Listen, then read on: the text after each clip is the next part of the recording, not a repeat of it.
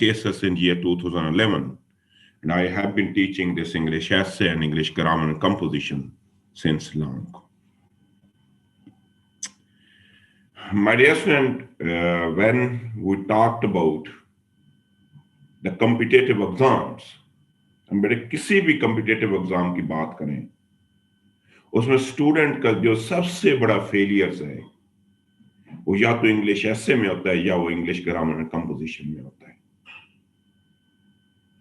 If I will define this English ऐसे, हमारा जो कोर्स होगा, मैं पहले आपको कोर्स को थोड़ा सा इंट्रोड्यूस करवा देता हूं.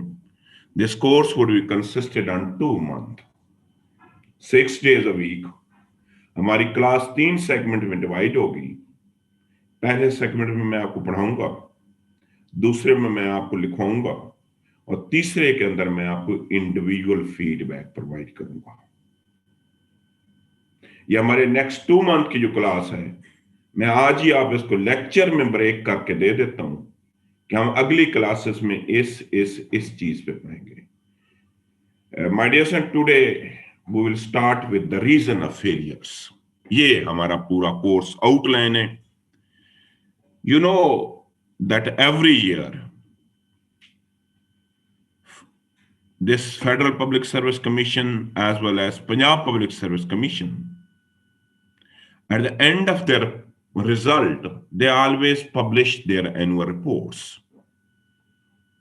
और मैं आपको रिकमेंड करूंगा, ये जुडिशरी का एग्जाम जो है उसमें भी एनुअल रिपोर्ट जारी होती है, जिसमें वो पूरे के पूरे एनालिसिस देते हैं.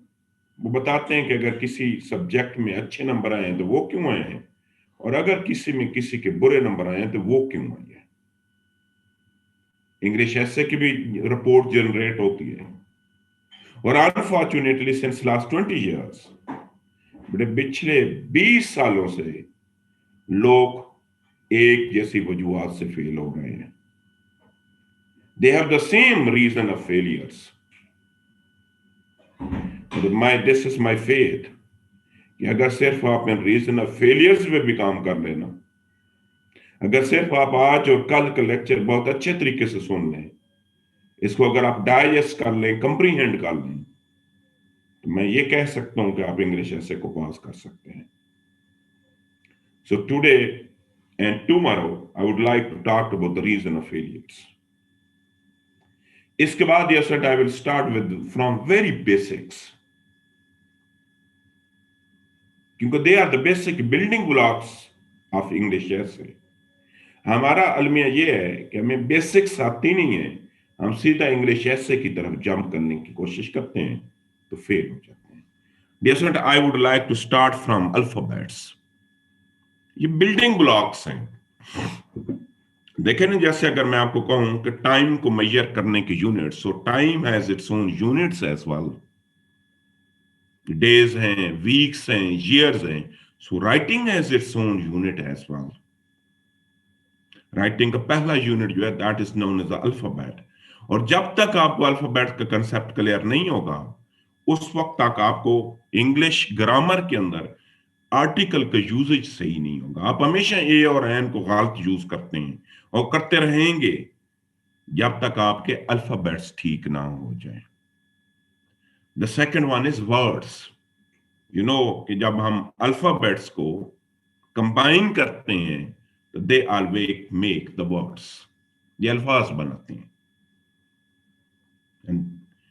And they are also known as the parts of speech. You know that we have noun, we have verb, we have pronoun, we have adjective. और जब तक ये चीजें नहीं आएंगी, अगेन आपकी इंग्लिश सही नहीं हो सकती. Then, dear student, we will make the phrases. हम phrases पढ़ेंगे. और इंग्लिश ऐसे की आउटलाइन जो है, this is always written in the form of phrases. Outline लिखी हमेशा phrases में जाती है. Then they will make the clauses. Then dear student, this is the basic unit of writing. This is sentence. You know, जब हम कहते हैं ना, what is the basic unit of life? हम कहते हैं the basic unit of life is known as a cell. So the basic unit of writing is known as a sentence. Sentence है basic unit आपकी writing का. Sentence and as well as its types. Then paragraph, and then we'll move to English essay and its types. In lecture number 3 or 4, they said I would like to define what is English essay. हम पढ़ेंगे कि English essay है क्या, and what are it's की components. English essay बेटे बजाते खुद कोई एक चीज नहीं है. This is the combination of 5 सब कंपोनेंट्स. 5 चीजों को मद्देनजर रख के आपका टीचर आपके इंग्लिश essay में आपको नंबर अवार्ड करता है. उसमें जो सबसे पहली चीज है दैट इज स्ट्रक्चर. देखे ना, मैं आपने बचपन के अंदर लेटर्स लिखे होंगे. लेटर का अपना एक स्ट्रक्चर होता था. हम लिखते थे examination hall, CTABC, my dear friend, and पे लिखते थे योर फेथफुली. अब बॉडी में अगर कुछ भी ना लिखते तो तब भी आपको 5 आउट ऑफ 10 मार्क्स मिलते थे. तो डियर स्टूडेंट, इंग्लिश जितनी भी we have different types of writing. We have poetry, we have drama, we have novels, we have pressy writing, we have letter writing, we have English essay writing. So every type of writing has its own style. Her writing का अपना एक structure है. कभी आपने सुना है कि letter के अंदर आउटलाइन बनी हो? आउटलाइन तो सिर्फ इंग्लिश ऐसे की होती है. सो पहली चीज ये है कि 20 marks will goes for structure. Structure में हम 3 चीजें पढ़ेंगे. हम आउटलाइन पढ़ेंगे. Outline has its own style. हम इंट्रोडक्शन पढ़ेंगे. हम बॉडी पैराग्राफ पढ़ेंगे. हम ट्रांजिशन पैराग्राफ पढ़ेंगे और हम कंक्लूजन पढ़ेंगे. Then dear student, we have content. Content का मतलब ये है कि आप कौन कौन से आपको टॉपिक तैयार करने चाहिए CSS और PMS के लिए. कहां से ये मटेरियल आपको मिलेगा. CSS में अगर आप अच्छे कैंडिडेट हैं तो आप तो खुद गैस कर सकते हैं कि अगले साल क्या ऐसे आ रहा है. तो हमने तमाम चीजें तो पढ़नी ही नहीं है. हमने चंद एक स्पेसिफिक टॉपिक पढ़ने हैं और देन हमने उनकी सोर्सेस को डी कोड करना है कि कौन कौन सी सोर्सेस से ये हमें मटेरियल मिलेगा. हम इस पे डिटेल डिस्कशन करेंगे और बहुत से टॉपिक्स हैं वो खुद मैं आपको पढ़ाऊंगा. Then dear student, I would like to talk about grammars.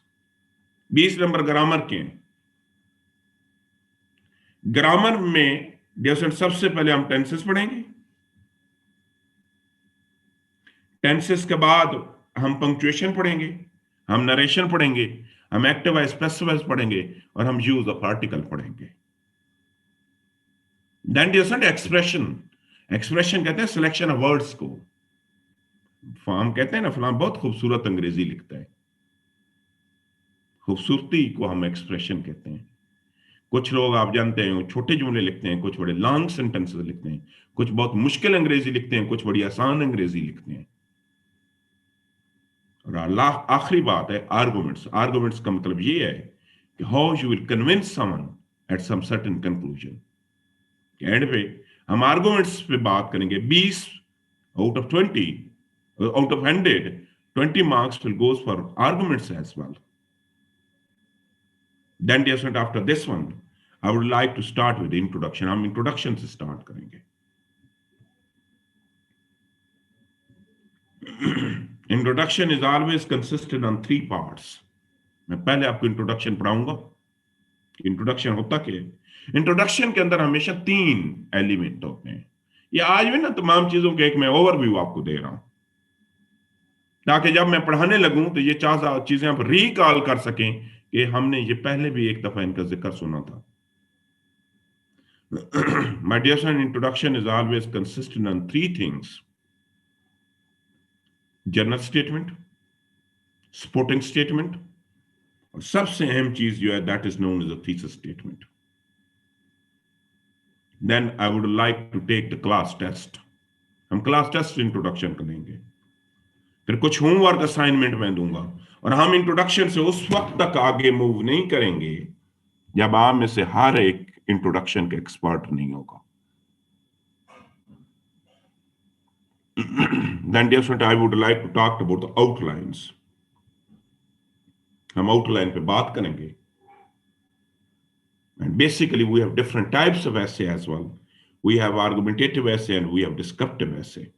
Basically essay की मुख्तलिफ टाइप्स हैं और every type of essay has its own way of writing. बेटे हर टाइप का इंट्रोडक्शन के लिखने का अपना स्टाइल है। Then after this one, dear student, I would like to talk about the body paragraph. आपका मेजर पोर्शन ऑफ essay जो है ना, that is always consisted on body paragraph. आप समझिए आपके 80% essay जो है ना, that is always consisted on body paragraph. In body paragraph, dear student, I would like to talk about the topic sentence. The first sentence that will start your paragraph, that is known as a topic sentence. Supporting sentences, coherence, unity, organization, and concluding sentence. हम class test लेंगे, conclusion पढ़ेंगे। Then dear student, I would like to talk about the content. आपको content पढ़ाऊंगा और content में सबसे पहले मैं आपको फॉरेन पॉलिसी पढ़ाऊंगा, डेमोक्रेसी पढ़ाऊंगा, गवर्नेंस पढ़ाऊंगा, women rights, women empowerment, climate change, global warming, education, United nation, media, social media, COVID-19, and they said after lecture number 12, ये 15 भी हो सकते हैं।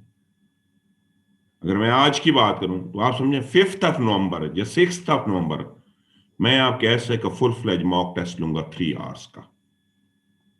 उस वक्त तक हम बहुत कुछ पढ़ चुके होंगे। टॉपिक मैं बता दूंगा कौन से होंगे, फील्ड बताऊंगा, टॉपिक कुछ भी आ सकता है। देन देयर स्टूडेंट ग्रामर, उसके बाद मैं आपको ग्रामर पढ़ाऊंगा और ग्रामर में क्या पढ़ाऊंगा, यूज ऑफ आर्टिकल्स पढ़ाऊंगा, कॉमन सेंटेंस एरर पढ़ाऊंगा, पंक्चुएशन पढ़ाऊंगा और नरेशन पढ़ाऊंगा। Then expression and techniques to improve it, selection of topic and time management, और एंड पे dear student then we will start a series of mock exam as well. उसके बाद हम आपके मॉक एग्जाम शुरू करेंगे and they will continue till your examination as well. ये हमारी स्कीम ऑफ स्टडी होगी। Dear student let me start from here. अच्छा, अब म्यूट आप तमाम के तमाम क्वेश्चन हम कैसे करेंगे, जिस भी बच्चे का कोई क्वेश्चन होगा आप अपना हैंड रेज करेंगे, मैं आपको अलाउ करूंगा और उसी वक्त आप अपना क्वेश्चन कर सकते हैं। और मैं आपको कहूंगा कि आप जरूर क्वेश्चंस करें। जब भी किसी चीज की आपको समझ नहीं आ रही है आप जरूर अपने क्वेश्चंस करें। My dear student, let me start with the reason of failures. लोग क्यों ऐसे में फेल होते हैं, ये मेरी फाइंडिंग नहीं है, ये फेडरल पब्लिक सर्विस की कमीशन की पिछले 20 साल की फाइंडिंग्स है। वो हर साल अपने एग्जामिनर रिपोर्ट जनरेट करते हैं और हर साल बता रहे हैं कि लोग क्यों फेल हो रहे हैं, लेकिन फिर भी हम फेल हुए जा रहे हैं। मेरा ये फेथ है कि अगर सिर्फ आप रीजन ऑफ फेलियर्स पे काम कर लेना, सिर्फ रीजन ऑफ फेलियर्स पे, जैसा आप कभी भी फेल नहीं होंगे। बेटे ना सिर्फ इंग्लिश, एक CSS, PMS, जुडिशरी, ये वन पेपर जो IB, FIA, आपके जितने भी पेपर हैं आप कभी भी फेल नहीं होंगे।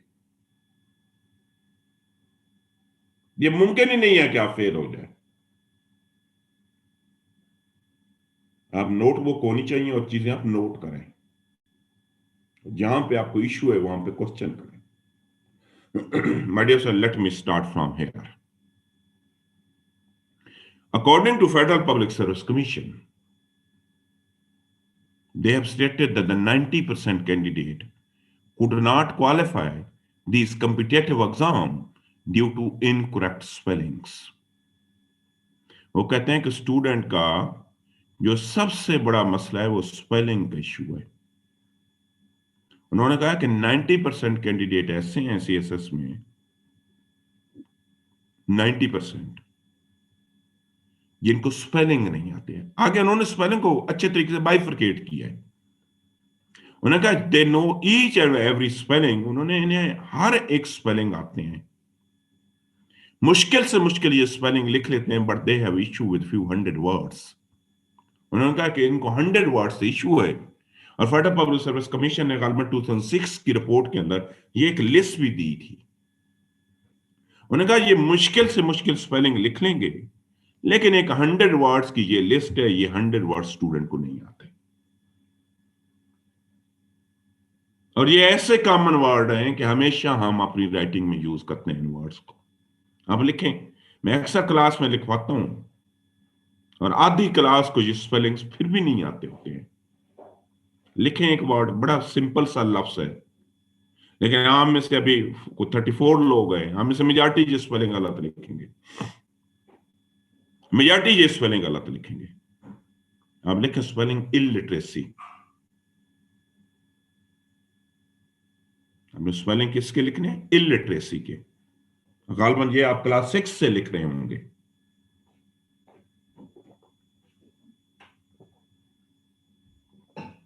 अगले स्पेलिंग आप लिखें, मैं 2-3 स्पेलिंग लिखूंगा। फुलफिल के,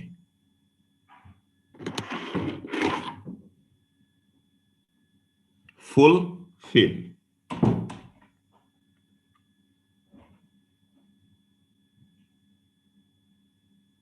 नेक्स्ट स्पेलिंग आप लिखें फुलफिल के बाद बैरोक्रेसी के। ये भी एक ऐसा लफ्ज है जो हमेशा हम अपनी राइटिंग में लिख के आते हैं, और अक्सर इसके स्पेलिंग हम गलत लिख के आते हैं। आप में से मेजॉरिटी ने ये स्पेलिंग गलत लिखे होंगे। जैसे आपने इलिटरेसी को स्पेलिंग लिखे होंगे ILLE। This is not ILLE, this is ILLI।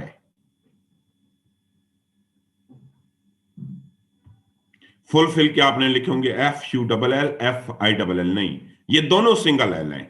FU single L, FI single L. किसी हद तक डबल एल भी ठीक है, बाद वाला, पहले वाला सिंगल एल ही आएगा। अमेरिकन स्पेलिंग जो है वो डबल एल है, लेकिन but we have to follow the British spelling. आप में से मेजॉरिटी ने लिखे होंगे बैरोक्रेसी की स्पेलिंग BREA, नहीं, गलत है, ये BUREA है। आपको पता है कि एक गलती के पीछे CSS में हमारा 1 नंबर कटता है। ये लिस्ट मैं आपको दूंगा, ये 100 वर्ड्स आप इनको याद कर लें। इसके अलावा डियर स्टूडेंट, आपका कोई भी लफ्ज जो है वो गलत स्पेलिंग नहीं होता। वो अगेन ओनली 100 वर्ड्स ऐसे हैं जिनके हम स्पेलिंग गलत लिखते हैं। इसके अलावा हमारा कोई ऐसा वर्ड नहीं है। सो डियर स्टूडेंट, हमारी सबसे बड़ी रीजन ऑफ फेलियर ये है कि we always write the incorrect spelling. दूसरी एक और भी मैं आपको सोल्यूशन बताऊं। हम इससे जितने भी कैंडिडेट हैं मैक्सिमम स्पेलिंग क्यों गलत करते हैं? Dear student, when we have the issue of pronunciation, जब किसी लफ्ज की आपकी प्रोनाउंसिएशन सही नहीं है ना, तो आप लफ्ज को गलत लिखोगे। पहली बात, अपनी प्रोनाउंसिएशन ठीक करो, एक चीज। दूसरी चीज, अब मैक्सिमम हर बच्चा, आपके 200 स्पेलिंग गलत होंगे, नॉट मोर देन 200। तो आपकी टास्क ये है कि आप उन लफ्जों को आइडेंटिफाई करें। मतलब मैं आपका पेपर चेक कर रहा हूं ना, आप मेरे सामने स्पेलिंग एक दफा गलत लिखे हैं, मैंने आपको बता दिए कि ये गलत है स्पेलिंग। आप उन सारे गलत स्पेलिंग की एक लिस्ट बनाओ। पहले गलत लिखो लिस्ट में जैसे मैंने लिखी हुई है, उसके बाद सही लिखो, और यहां बैठ के पढ़ते हो वहां अपने सामने इसको लगा दो और इनको याद करना शुरू कर लो। तो डियर सर, सबसे बड़ी आपका मसला है स्पेलिंग्स का। और ये 100 वर्ड्स आपका ग्रुप ऑलरेडी हमने बनाया हुआ है, तो ये आज ग्रुप में मैं शेयर कर दूंगा। दूसरी चीज डियर सर, दूसरा हमारा जो सबसे बड़ा मसला है वो है पुअर सेंटेंस कंस्ट्रक्शन। पहले जरा मेरी बात गौर से सुन लें। व्हाट इज इंग्लिश ऐसे? English essay is the combination of 150 to 200 sentences. जैसे इंग्लिश ऐसे, बट इंग्लिश ऐसे तो बजाते खुद कोई चीज ही नहीं है। This is the combination of 100 to sorry, 180 sentences to 200 sentences. And yes, and if you can write one sentence, you can write the thousand of sentences by your own. मैंने अगले 2 महीने में सिर्फ एक चीज की एफर्ट करनी है, मैंने सिर्फ आपको सेंटेंस फॉर्मेशन ठीक करनी है। बट इंग्लिश ऐसे तो कोई चीज ही नहीं है, ये तो सेंटेंसेस का कॉम्बिनेशन। How many? जब आप 180 से 220 सेंटेंसेस लिखते हैं, पीएमएस में कम होता है, क्योंकि पीएमएस में 2 आवर्स कैसे होता है, 2 घंटों का ऐसे होता है। तो आप समझें you are suppose to write the 150 to 180, और बाकी कुछ एग्जाम ऐसे होते हैं जिसमें और ऐसे की लेंथ कम हो जाती है। तो इंग्लिश ऐसे तो कोई बजाते खुद कोई चीज ही नहीं है। This is the combination of sentences. If you can write one sentence by your own, you can write 1,000 of sentences by your own as well. अगर आप एक जुमला लिख सकते हैं तो आप हजारों जुमले भी लिख सकते हैं। तो आपने कोशिश करनी है एक जुमला सही अपनी तरफ से लिखने की। मसाइल क्या हैं? सेंटेंस के मसाइल भी जो कमीशन है सबसे पहली बात है, you use to write the fused. Fuse क्या है मैं अभी बताता हूं। दोस्तों, उन्होंने कहा ग्रामेटिकली इनकरेक्ट लिखते हैं, ग्रामर गलत होती है। और तीसरी उन्होंने बात बताई कि they use to write the meaningless sentences, कि स्टूडेंट जो है ना वो मीनिंगलेस सेंटेंसेस लिखते हैं। ये 3 इश्यूज हैं, fused, grammatically incorrect and meaningless sentences. मैं सबसे पहले, अब आप नोटबुक ले ले, मैं सबसे पहले आपको सेंटेंस पढ़ाता हूं। आज हम पढ़ते ही सेंटेंस है, और मैंने आपको एक बात बता दी है कि अगर आप अपने सेंटेंस ठीक कर लें तो फिर सीएसएस नहीं बेटे, कोई भी आपका कॉम्पिटिटिव एग्जाम फेल नहीं होगा। बेसिक देखो ना, मैंने आपको बताया कि the basic unit of life is known as a cell, the basic unit of this writing is known as a sentence. और किसी भी लम्हे जब आपने अभी मुझसे क्वेश्चन करना है ना, अपने हैंड रेज करना है, तो मैं आपको अलाउ करूंगा, आप क्वेश्चन पूछेंगे।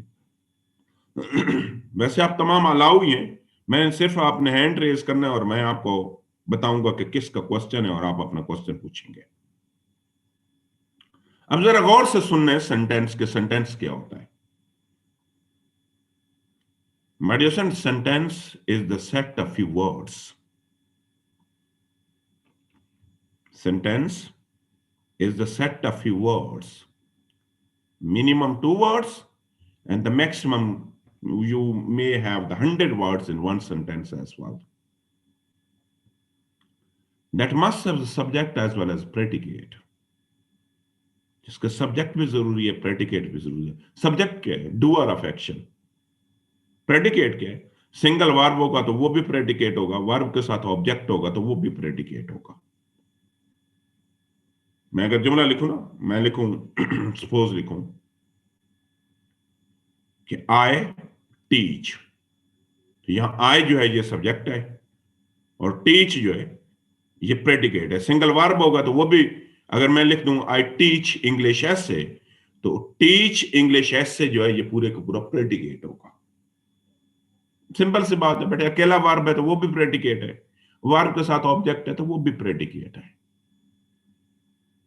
लेकिन मैंने देखो अभी एक बात बताइए, मैंने कहा sentence is the combination of few words which must have a subject which must have a verb. कि कभी भी आप कोई सेंटेंस बनाएंगे वो ना तो सब्जेक्ट के बगैर बन सकता है, ना प्रेडिकेट मीन के वर्ब के बगैर बन सकता है। ऑब्जेक्ट आपकी मर्जी, आप ऐड करें या ना करें, but this sentence must convey the single idea.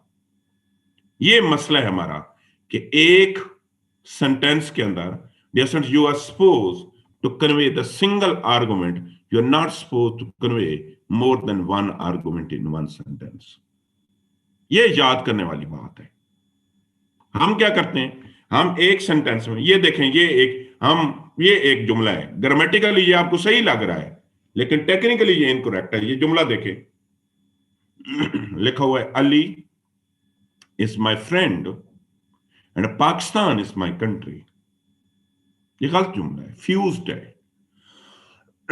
Fuse जुमले का मतलब वो जुमला है the sentence where will club more than one irrelevant idea in one sentence.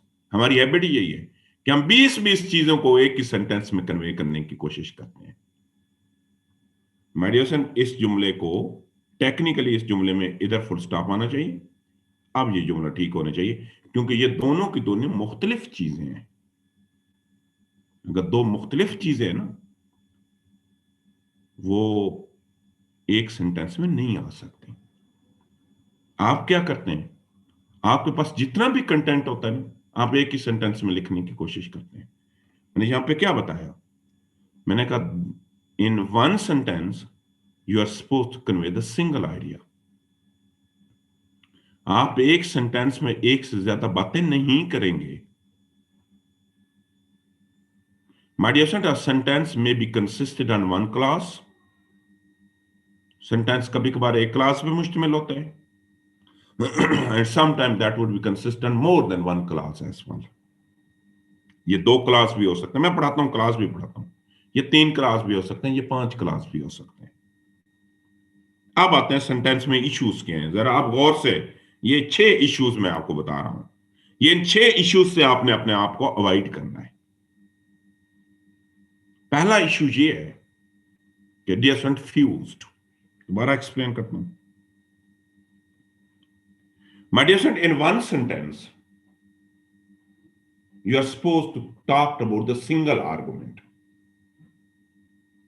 एक सेंटेंस में आपने एक बात पे डिस्कशन करनी है। You are not suppose to talk more than one idea in one sentence. जब भी दो इररेलेवेंट बातें लिखनी है जिनका आपस में कोई रिलेशन नहीं है, तो उसके लिए you are suppose to make the 2 sentences. फिर एक सेंटेंस में ये सारी की सारी बातें नहीं आ सकती।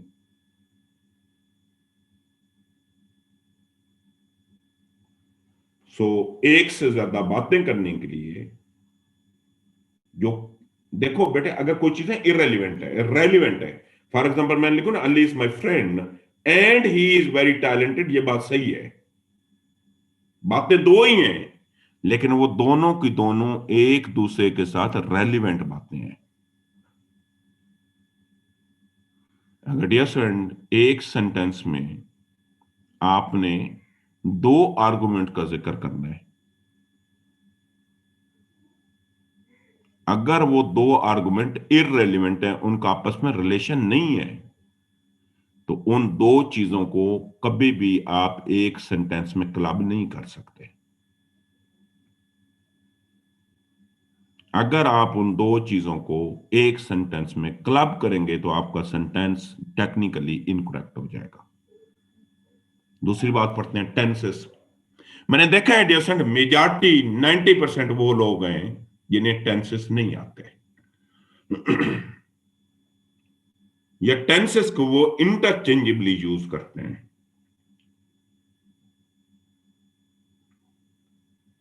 मैंने आपको सिर्फ आई वुड लाइक टू आज ही पढ़ाऊंगा, and I would like to teach you only 5 tenses. बेटे 2 टेंसेस ऐसे हैं जिनमें लोग उनको इंटरचेंजेबली यूज करते हैं। ये हर साल करेक्शन में भी जुमला आता है, ये 1 पेपर में भी ये जुमला आता है जो मैंने लिखा हुआ है। मैंने जुमला लिखा हुआ है, he has passed CSS last year. ये गलत जुमला है, टेंस की गलती है। गलती क्या है, मैंने कहा 2 टेंसेस ऐसे हैं जिनको लोग इंटरचेंजेबली यूज करते हैं। कौन सा है, एक है प्रेजेंट परफेक्ट और दूसरा है सिंपल पास्ट।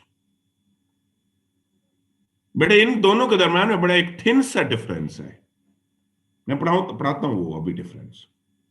और दूसरा और 2 टेंसेस हैं, एक है कंटिन्यूअस और दूसरा परफेक्ट कंटिन्यूअस। इनको भी लोग इंटरचेंजेबली यूज करते हैं, नहीं हो सकते, दोनों में फर्क है। तो ये ग्रामेटिकली आपका गलत टेंस है। ये जब आपको पता है लास्ट ईयर का वर्ड आ जाए ना, तो फिर हैज नहीं आना चाहिए। ये जुमला सही करेंगे, आप इस हैज को एलिमिनेट करेंगे, आप लिखेंगे ही पास्ट सीएसएस लास्ट ईयर। क्यों, मैं थोड़ा सा एक्सप्लेन कर देता हूं। Dear student, both present perfect, ये आगे भी पढ़ाऊंगा मैं, और सिंपल पास्ट, इन दोनों का एक ही यूजेज है। और यूजेज क्या है कि they both have been used when someone has already completed his activity or action। बेटे जब भी आपको काम कर चुके होते हैं ना, काम मुकम्मल हो चुका होता है, तो या तो आप प्रेजेंट परफेक्ट टेंस यूज करते हो या सिंपल पास्ट यूज करते हो। मैं देखें ना, अभी आपको डिलीवर लेक्चर दे देता हूँ, मुझे कोई बाहर मिलता है, तो मैं उसे कहूंगा, या तो बोलूंगा I have delivered my lecture, या मैं बोलूंगा आई डिलीवर्ड माई लेक्चर। फर्क क्या है दोनों के अंदर? फर्क ये है कि डियर, अगर आपकी एक्टिविटी नियर पास में कंप्लीट हुई है, नियर पास का मतलब होता है आज की डेट में, तो मैं हैज हैव यूज करूंगा। मुझे कोई बाहर मिलता है ना, मैं उससे कहूंगा my friend I have delivered my lecture now. वो लफ्ज कुछ ऐसे आते हैं जो बताते हैं। और जैसे अगर सिंपल पास्ट यूज करना है तो वो फार पास्ट होगा, और फार पास्ट का मतलब है कोई पुरानी बात। ये देखो ना बेटे, लास्ट ईयर, अगर आज की डेट चेंज हो गई है, देखो ना यहां पे लास्ट ईयर आ गए, तो लास्ट ईयर के साथ हैज नहीं आ सकता। तीसरी गलती, तीसरी गलती ये है कि डियर, टेंस की दूसरी गलती हो गई। तीसरी गलती ये है कि हमें सेंटेंस फॉर्मेशन ठीक तरीके से नहीं आती। खास तौर पे जब हम सेंटेंस को लॉन्ग करते हैं, बड़ा करते हैं सेंटेंस को, हम जब भी सेंटेंस को लॉन्ग करने की कोशिश करते हैं, हम दो दो तीन तीन चीजों को क्लब करने की कोशिश करते हैं, तो हमें रूल्स नहीं आते। और सीएसएस में चंद इकलांग सेंटेंसेस बड़े जरूरी हैं, अगर नहीं आएंगे तो अंग्रेजी ठीक नहीं है, इसका मतलब है। यहां पे देखिए, मैंने एक जुमला लिखा है, दो क्लासेस जुमले में है, इन क्लासेस को कंबाइन करने के चंद एक रूल्स हैं। मैंने लिखा Pakistan is my country is rich in resources, ये गलत जुमला है। पहली बात यह है बेटे, हर वर्ब का अपना सब्जेक्ट होना जरूरी है। सेंटेंस में अगर आपने 10 वर्ब लिखने हैं तो 10 सब्जेक्ट होने भी जरूरी है। ये जुमला पढ़ते हैं, यहां पहला तो वर्ब इज है, इज का तो सब्जेक्ट पाकिस्तान मौजूद है, लेकिन डियर इस इज का कोई सब्जेक्ट मौजूद नहीं है। और ये दो क्लासेस हैं, पहला क्लास इंडिपेंडेंट है, दूसरा डिपेंडेंट क्लास है, तो इनको क्लब जो इनका कनेक्टर है ना, वो मौजूद नहीं है।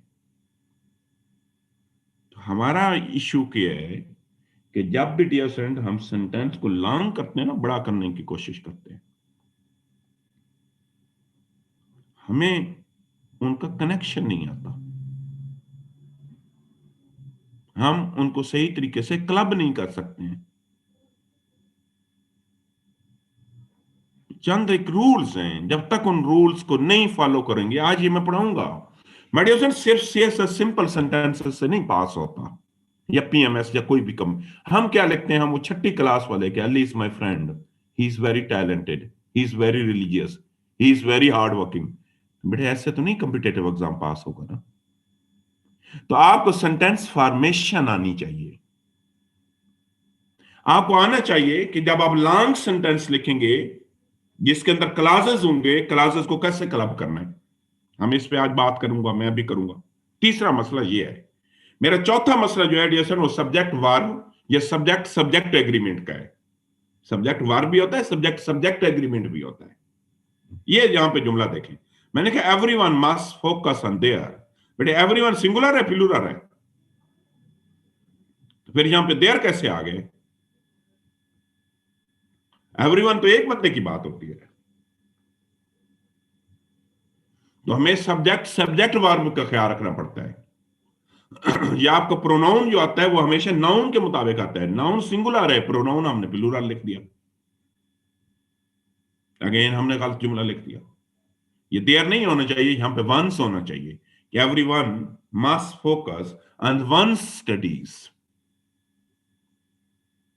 नेक्स्ट जो हम गलती करते हैं वो पंक्चुएशन की गलती करते हैं। मैंने यहां पे लिखा है Haseeb is happy comma Akbar is sad, ये गलत जुमला है। क्यों? पहले तो मैं कामा का यूजेज आपको पढ़ाता हूं। Dear friend, comma is used among words, phrases and clauses. Comma का काम है कि ये दो लफ्जों में, फॉर एग्जाम्पल मैं कहूं अकबर कामा अली कामा ऐशा, ये फ्रेजेस में poor economic growth comma inefficient leadership comma mass level of tourism comma phrases में। माय डियर स्टूडेंट, अगर दो सेंटेंसेस हैं ना, जैसे कि Haseeb is happy, Akbar is sad, दो सेंटेंस के दरमियान कभी भी कॉमा नहीं आ सकता। दो सेंटेंसेस के दरमियान में या तो सेमी कॉलन आएगा या कंजंक्शन आएगी।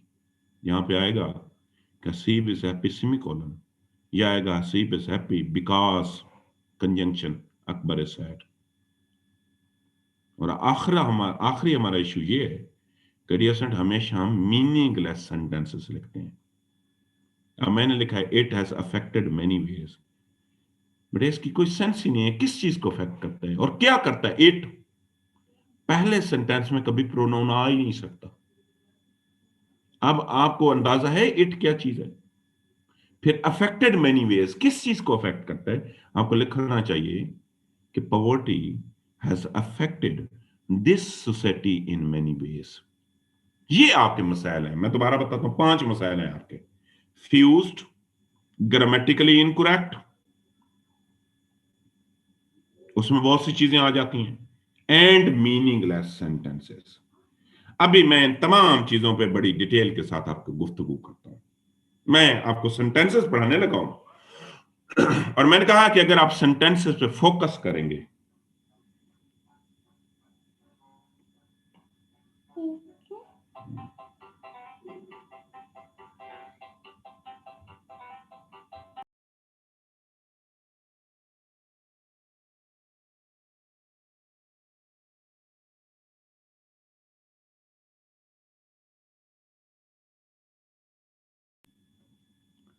जी क्वेश्चन है जी, फैज आप क्वेश्चन करें। फाइज सर। जी सर मैंने ये पूछना था, यहाँ पे जो सेंटेंस है everyone must follow on their subject, तो जी यहाँ पे बेटे, सर ये देयर वर्ब है सर। नहीं, वर्ब नहीं है, ये प्रोनाउन है। मैंने दो प्रोनाउन है चीजें ना बताई सर? हैं। मैंने कहा subject subject and subject verb, they are यहाँ नाउन अपना प्रोनाउन है। मैंने रूल बताया कि बेटे प्रोनाउन हमेशा नाउन के मुताबिक आता है। क्या? अगर सब्जेक्ट सिंगुलर है तो प्रोनाउन भी सिंगुलर होगा। जी, प्रोनाउन भी सिंगुलर होगा, बिल्कुल ठीक कहा है आपने। सही। अच्छा, अब डियर स्टूडेंट मैं आपको पढ़ाऊंगा सेंटेंसेस। अच्छा, अपना अपने आप को जब क्वेश्चन हो जाए तो म्यूट भी कर लेना है और अपना हैंड रेस भी खत्म कर लेना है। फैज आप अपना हैंड रेस भी खत्म कर दें।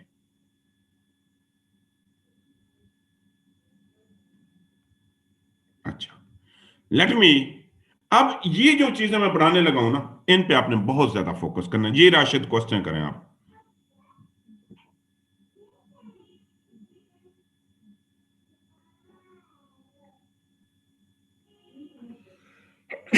राशिद मैं सुन रहा हूं, आप अपने आप को अनम्यूट कर सकते हो। It should be once or ones. ये दोनों आ सकते हैं बेटे, पास्ट ऑफ यस के साथ भी आ सकता है, उसके बगैर भी आ सकता है। मैं आगे बताता हूं क्यों। All right, sir. Thank you. जी सिद्रा आप बताएं। सर जो फॉल्टी सेंटेंस का आपने बताया था वो रिपीट कर दें, जिसमें डबल मैं अभी उसी को करने लगा हूं बेटे, उसी को करने लगा हूं। ठीक है, ओके सर। अच्छा, my dear son, remember that we have so many type of sentences. पहले टाइप ऑफ सेंटेंसेस कहते हैं हम सिंपल। ये होते हैं ग्रेड 6 से लेके ग्रेड 10 तक जो आप राइटिंग करते हैं ना, ये आप हमेशा सिंपल सेंटेंसेस में करते हैं। कुछ सेंटेंसेस होते हैं डिफरेंट कॉम्प्लेक्स। ये जो राइटिंग होती है ना कॉम्प्लेक्स सेंटेंस वाली, 10 से लेके 14 ग्रेड तक आप जो राइटिंग करते हैं ना, ये कॉम्प्लेक्स राइटिंग करते हैं। और एक राइटिंग होती है डिफरेंट, हम उन्हें कहते हैं कंपाउंड सेंटेंसेस। तो सीएसएस जो है ना, उसके अंदर इन तमाम का कॉम्बिनेशन होना जरूरी है। मैं इन तमाम को पहले पढ़ाता हूं, देन मैं आपको, हम जब कहते हैं ना फला बहुत खूबसूरत अंग्रेजी लिखता है, बड़े खूबसूरत अंग्रेजी वो लोग लिखते हैं जिन्हें कॉम्प्लेक्स और कंपाउंड सेंटेंस आते होते हैं।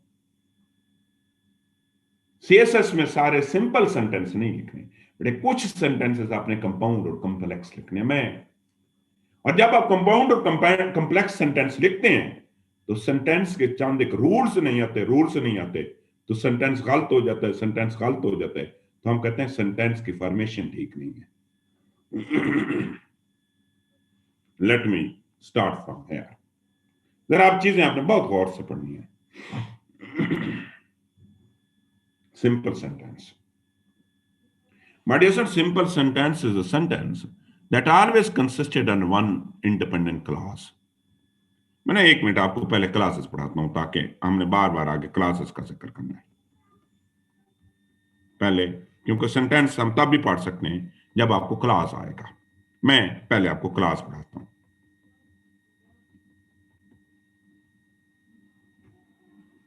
My dear son, a class is a group of words। ये ग्रुप ऑफ वर्ड होगा with both subject and verb. उसमें सब्जेक्ट भी मौजूद होगा, उसमें वर्ब भी मौजूद होगा। Class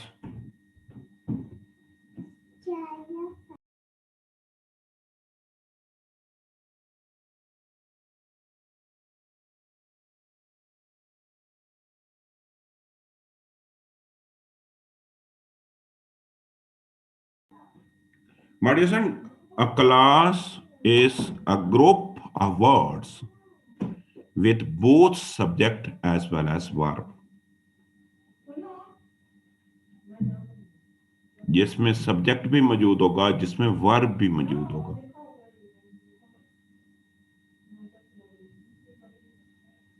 but that can not convey the full meaning. ये देखो जरा गौर करने वाली बात है, बट इसमें सेंटेंस की सारी इंग्रेडिएंट पाई जाएंगी।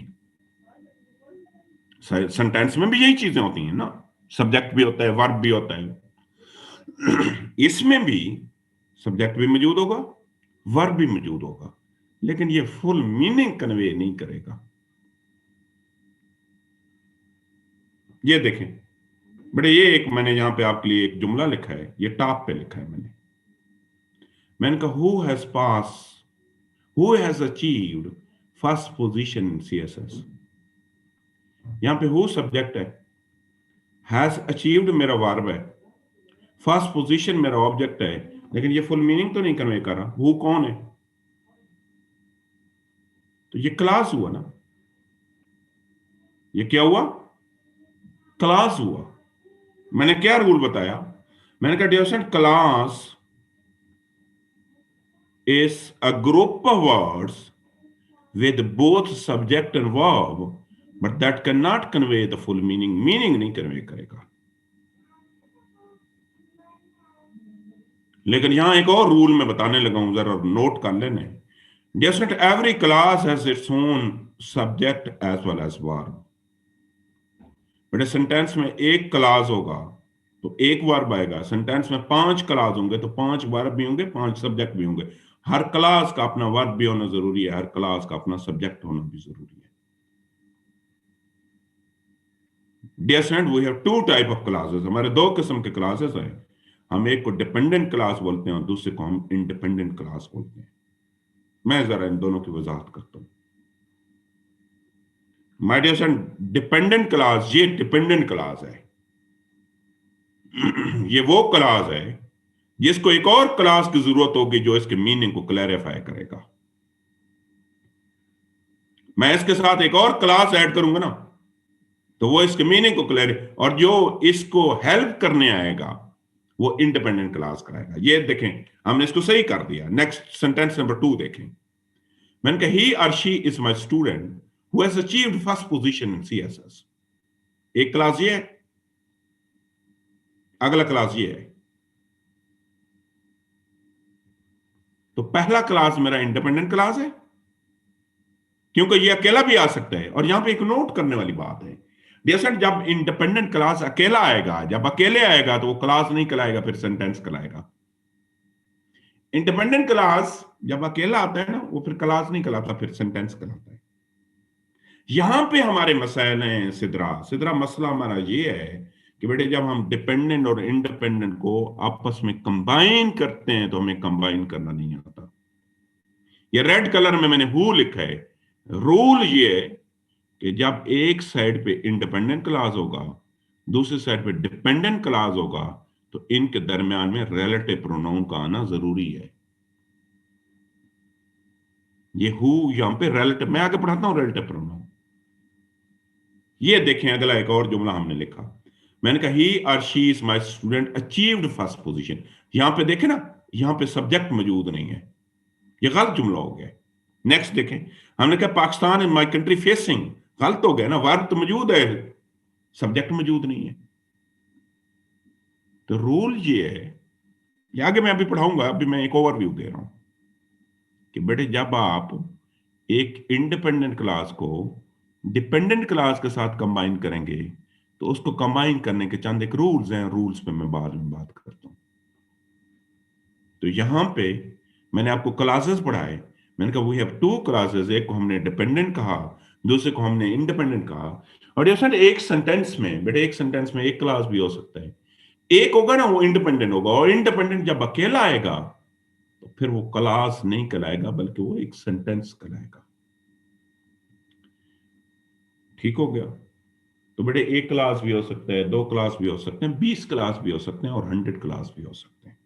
अब ये चीजें आज के लेक्चर में, आज इंशाल्लाह हम ये चीजें सीखेंगे कि क्लासेस को कैसे कंबाइन करना है। और फिर आप किसी को अपनी राइटिंग दिखाएंगे तो वो कहेगा हाँ यार ये बहुत खूबसूरत अंग्रेजी लिखता है। ये देखें, ये एक दो जुमले हैं, इनको जरा पढ़ें। जुमले लिखा हुआ है, पहला पैराग्राफ है, इनके नाम मैंने लिखे हैं ऑर्डिनरी वर्सेस एक्स्ट्राऑर्डिनरी। मेरे 2 स्टूडेंट थे, मैंने उनसे ये पैराग्राफ लिखवाए थे, एक ने ऊपर वाला लिखा था, एक ने नीचे वाला लिखा था। फिर मैं इनके नंबर भी आपको बताता हूं, ग्रामेटिकली दोनों सही हैं। ऊपर वाले ने लिखा है I love to live in the city, I have an apartment in the city, I have a wonderful view of the entire city. I can see the Golden Bridge. I can see many cargo ships pass under the bridge every day. I like restaurant in Clifton. I can find wonderful food from every country there, but I do not like traffic in the city. कोई coherence नहीं है इनमें, छोटे छोटे जुमले हैं, बार बार आई repetition है आई की। कोई अच्छा कैंडिडेट होगा ना जिसको अंग्रेजी आती होगी, वो फिर इसको ऐसे नहीं लिखेगा, वो लिखेगा, इसको बेहतर करेगा, वो लिखेगा I love living in the city,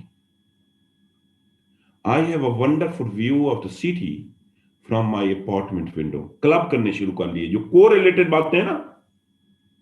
In addition, I can see the Golden Bridge under which many cargo ships pass each day.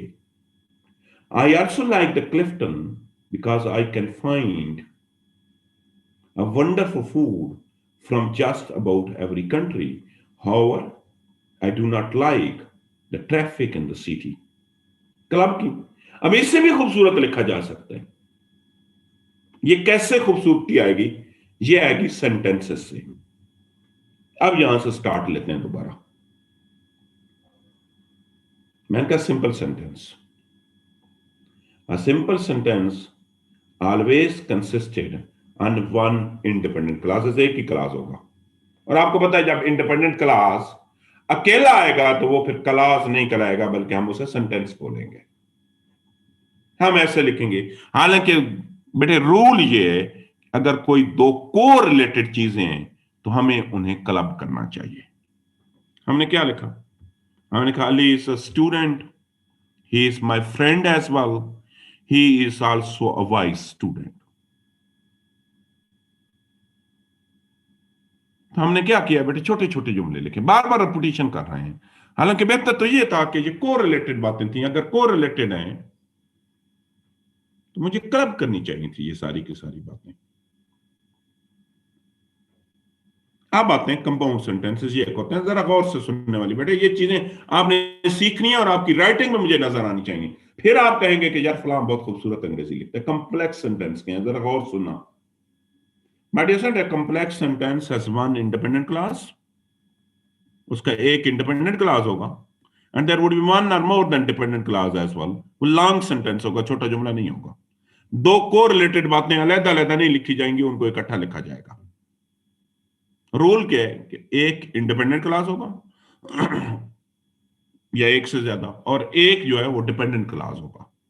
Mean के जो दो को रिलेटेड बातें हैं उनको इकट्ठा नहीं लिखेंगे हम, सॉरी उनको अलग नहीं लिखेंगे, उनको इकट्ठा कर लेंगे। यहां पे देखें, मैंने जुमला पढ़ा, मैंने कहा who has pass CSS, dependent class है। मैंने कहा ऑल दो Awais has master degree, dependent class है।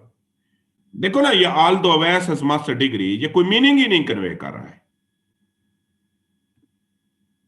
तो कॉम्प्लेक्स सेंटेंस वो सेंटेंस होता है जिसके अंदर एक से ज्यादा जुमले होंगे, सॉरी एक से ज्यादा क्लासेस होंगे। अब हम सीखेंगे कि हमने इनको क्लब कैसे करना है। तो रूल मैंने फिक्स कर दिया कि कॉम्प्लेक्स सेंटेंस वो है जिसमें एक इंडिपेंडेंट क्लास होगा और एक डिपेंडेंट क्लास होगा। मीन कि अगर दो चीजें को रिलेटेड है तो उनके लिए हम अलग सेंटेंस नहीं लिखेंगे, दोनों को हम कंबाइन करने की कोशिश करेंगे। और आपको पता है बेटे, अभी आपका तहसीलदार का एग्जाम होने लगा है, उसमें ये चीजें आएंगी, उसमें पूरे क्लास को अंडरलाइन करेगा और आपसे पूछेगा कि जी ये जो क्लास मैंने अंडरलाइन किया है ये डिपेंडेंट क्लास है, ये इंडिपेंडेंट क्लास है। ये सारी चीजें आपसे पूछी जाएंगी। अब जरा यहां से फोकस करें। हम का since a dependent class can not stand on its own, क्योंकि डिपेंडेंट क्लास जो है वो अकेला नहीं आता, वो अकेले मीनिंग नहीं कन्वे करता। Complex sentence has at least one independent class as well, तो उन्हें एट लीस्ट एक इंडिपेंडेंट क्लास की जरूरत होगी। अब उन दोनों को क्लब कैसे करना है, रूल ये है, सीखना ये है कि बेटे जब एक डिपेंडेंट और इंडिपेंडेंट आएंगे ना, उनको क्लब कैसे करना है, और पहले डिपेंडेंट आएगा या पहले इंडिपेंडेंट आएगा। अब ये जुमला पढ़ें। मैंने कहा अवैस इज माय स्टूडेंट, ये एक क्लास है, ये डिपेंडेंट क्लास है। हु हैज पास सीएसएस, ये डिपेंडेंट क्लास है। तो रूल क्या हुआ कि कभी कभार पहले इंडिपेंडेंट क्लास आएगा और बाद में डिपेंडेंट क्लास आएगा। और कंबाइन किससे करना है, रिलेटिव प्रोनाउन से।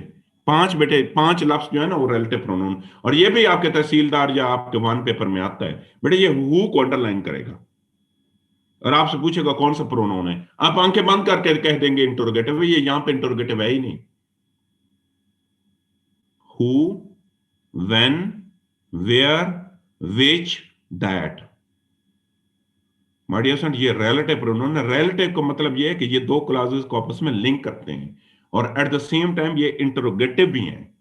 जब ये सवाल पूछेंगे ना, मैं आप पूछूं कि who has pass CSS, and पे क्वेश्चन मार्क लगा दो, तो अब ये हु अंडरलाइन करूंगा ना मैं, तो ये इंटरोगेटिव प्रोनाउन होगा। ये आएंगे आपके एग्जाम में। नेक्स्ट जुमला पढ़ते हैं हम। मैंने कहा ऑल दो अवैस इज मास्टर डिग्री। अब मैंने क्या किया है, अब मैंने डिपेंडेंट क्लास पहले लिखा है। कौन सा क्लास बेटे, डिपेंडेंट क्लास पहले आ गया, इंडिपेंडेंट बाद में चला गया। He works as a store keeper. ये कोई रूल्स नहीं है कि जी पहले डिपेंडेंट आएगा या पहले इंडिपेंडेंट आएगा। रूल सिर्फ एक है बेटे, रूल ये है कि अगर पहले इंडिपेंडेंट आएगा बाद में डिपेंडेंट आएगा तो उनके दरमियान में कामा नहीं आएगा। पहले जुमले में कोई कामा नहीं है, लेकिन अगर ये करेक्शन में आता है जुमला, अगर पहले डिपेंडेंट आ जाए फिर कामा आएगा फिर इंडिपेंडेंट आएगा। ये मैं बताता हूं डियर फ्रेंड। बेटे आपको डिपेंडेंट और इंडिपेंडेंट को कंबाइन करने के लिए आपके पास यू हैव टू मेथड्स, कि जब आपके पास दो क्लास है, एक डिपेंडेंट क्लास है और दूसरा इंडिपेंडेंट क्लास है, उनको क्लब करने के लिए ना आपके पास दो रूल्स हैं। पहला रूल यह है कि उनके दरमियान में आप रिलेटिव प्रोनाउन यूज करेंगे। ये रिलेटिव प्रोनाउन दो काम कर रहा होगा। एक तो ये जो डिपेंडेंट क्लास होगा उसका सब्जेक्ट के तौर पे भी काम कर रहा होगा, और दूसरा इन दोनों को आपस में लिंक भी कर रहा होगा।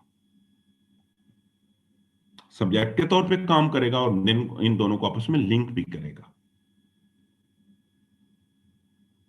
ये एज ए सब्जेक्ट के भी तौर पे काम करेगा और दूसरा दोनों को लिंक भी करेगा। ये देखो लिंक भी कर रहा है। ये मैंने क्या लिखा, यहां पे मैंने जुमला लिखा कि अवैस इज माय स्टूडेंट, ये देखे ना, ये हु, ये दोनों को लिंक भी कर रहा है और दूसरे के एज ए सब्जेक्ट के तौर पे भी काम कर रहा है। और दूसरा रूल क्या है कि डियर, अगर आप इंडिपेंडेंट रिलेटिव प्रोनाउन नहीं इनके दरमियान में यूज करेंगे तो आप सबऑर्डिनेट कंजंक्शन यूज कर सकते हैं। बेटे इंग्लिश में दो किस्म की कंजंक्शन है, एक को subordinate they are in thousand, हजारों की तादाद में है, और कुछ होते हैं कोऑर्डिनेटिंग जिनको फैन बॉयज कहते हैं, वो सिर्फ 7 है।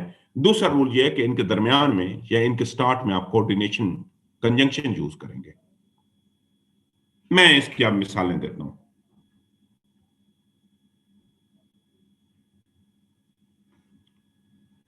इन सारों की आप मिसालें देखते हैं।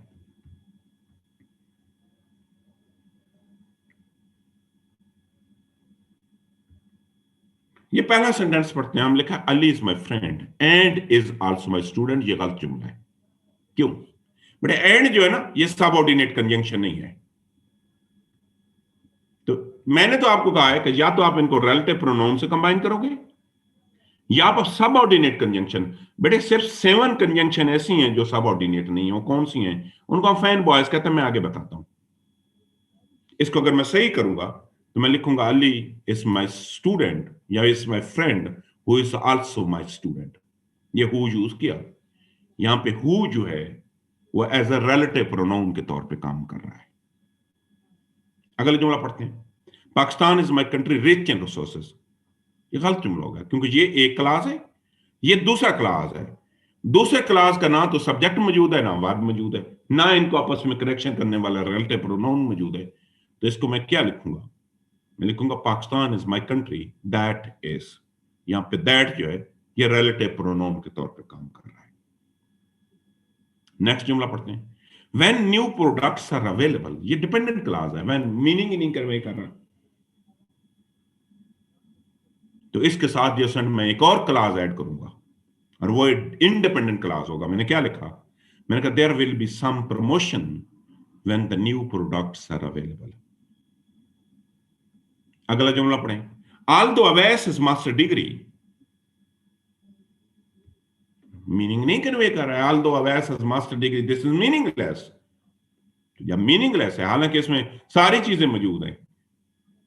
आपको पता है यहां पे अवैस सब्जेक्ट मौजूद है, हैज वर्ब मौजूद है, लेकिन फुल मीनिंग नहीं कन्वे कर रहा। तो मैं लिखूंगा although Awais is master degree he works as a store keeper. अब एक और जरा हम चीज पे गौर करते हैं, बेटे इनको क्लब कैसे करना है? ये ग्रामर में हर साल चीजें आती हैं। ये पहले डिपेंडेंट क्लास आएगा या इंडिपेंडेंट क्लास आएगा? बेटे इसका कोई रूल नहीं है, पहले डिपेंडेंट भी आ सकता है, इंडिपेंडेंट भी आ सकता है, लेकिन रूल याद कर लें। रूल ये है कि अगर डिपेंडेंट पहले आएगा, कौन सा डिपेंडेंट, उसके बाद कामा आना जरूरी है। ये देखें मैंने लिखा when we reach the train had already left। Dependent पहले लिखा, इंडिपेंडेंट बाद में लिखा, तो मैंने कामा लिखा। लेकिन इसी इंडिपेंडेंट को मैं पहले ले आऊं तो फिर कामा नहीं आएगा। हम क्या करते हैं, हम हमेशा when से यहां पे कामा लिखेंगे तो ये ग्रामेटिकली गलत हो जाएगा। रूल मैंने क्या बताया? मैंने कहा ये कोई रूल नहीं है जी पहले डिपेंडेंट आएगा पहले इंडिपेंडेंट आएगा, कोई भी आ सकता है। लेकिन सिंपल रूल ये है कि डिपेंडेंट पहले आएगा, इंडिपेंडेंट बाद में आएगा, तो इससे पहले कामा का आना जरूरी है। अगर मैं इसको उल्ट कर दूं तो कामा नहीं आएगा। देखे ना, मैंने कहा although Awais is master degree, again मैंने डिपेंडेंट पहले ले आया। अगर मैं ऐसे कर दूं ही वर्क्स, नहीं सॉरी ही नहीं लिखूंगा, मैं लिखूंगा Awais works as a store keeper although he has master degree। तो इस although से पहले कामा नहीं आएगा। नेक्स्ट बात ये है बेटे, नेक्स्ट जुमला I read what she wrote. Read जो है ना ये इंडिपेंडेंट क्लास है, I read what she wrote ये डिपेंडेंट क्लास है। और इनका एक तीसरा रूल और भी है, ये बड़ा अच्छा रूल है। कभी कभार ये भी होता है कि आधा इंडिपेंडेंट पहले आएगा, फिर डिपेंडेंट क्लास आएगा, फिर आधा इंडिपेंडेंट बाद में आएगा। और यहां पे डिपेंडेंट होगा ना, उसके दोनों साइडों पे कामे होंगे। ये देखें आखिरी जुमला। और ऐसे जुमले भी आपको कभी कभार लिखने, बिलीव मी बड़े आप पूरे ऐसे में अगर ऐसा एक भी जुमला लिख दोगे ना, you will make your examiner happy. आखिरी जुमला पढ़े। मैंने कहा अवैस आधा पहले लिखा, हु हैज पास सीएसएस आधा बाद में लिखा, is my student.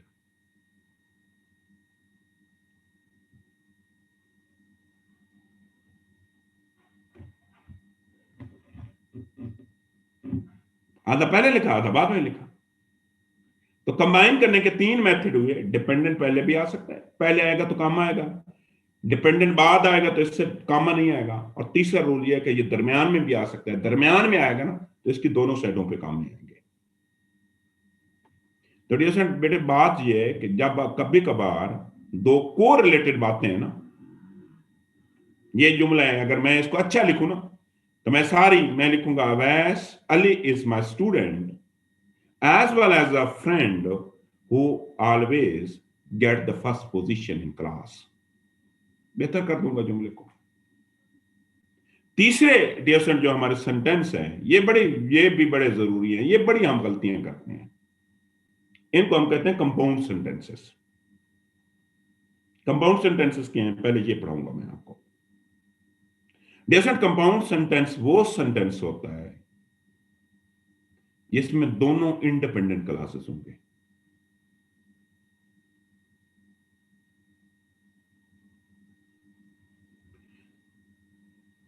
Hanan bag आपने लिखा है कि can we write Ali is my friend and a student also. आ फिर आएगा फिर ठीक हो जाएगा, फिर तो आपने एक ही क्लास बनाया है ना।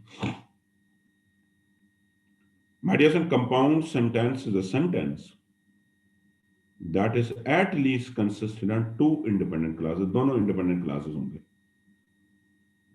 अब डिपेंडेंट क्लास नहीं होगा, दोनों इंडिपेंडेंट होंगे और दोनों एक दूसरे के मीनिंग को अफेक्ट करेंगे। आप एक जुमला लिखें, आप सारे लिखें। आप लिखें Awais is happy full stop,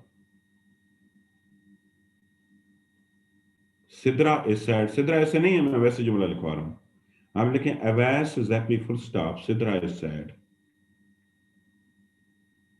ये दोनों इंडिपेंडेंट क्लासेस हैं। अकेले आएंगे तो आपको पता सेंटेंस कहला देंगे। मैं अगर इनको क्लब करूंगा ना तो इनकी मीनिंग चेंज हो जाएंगे। लिखे दर जुमला, Awais is happy because Sidra is sad. बड़े अब इनके मीनिंग चेंज हो गए हैं। पहले जुमले में उनका हैप्पीनेस या सैडनेस अपनी अपनी वजह से था, लेकिन अब ये चेंज। तो जब दो इंडिपेंडेंट क्लासेस इकट्ठे आते हैं ना, वो एक दूसरे के मीनिंग को इन्फ्लुएंस करते हैं। पढ़ते हैं हम जरा। मैंने कहा dear student, a compound sentence is a sentence that is consistent on at least 2 independent classes. Minimum 2 independent classes होना जरूरी है। At least 2 independent classes। It does not require dependent, इसमें dependent class नहीं आएगा। दोनों इंडिपेंडेंट क्लास होंगे, dependent class नहीं आएगा।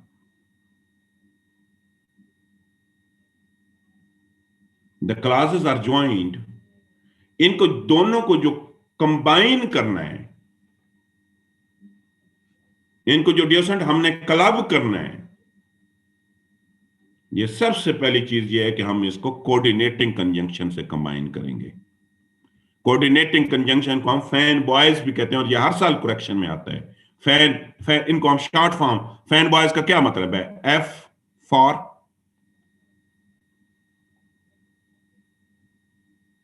ए एंड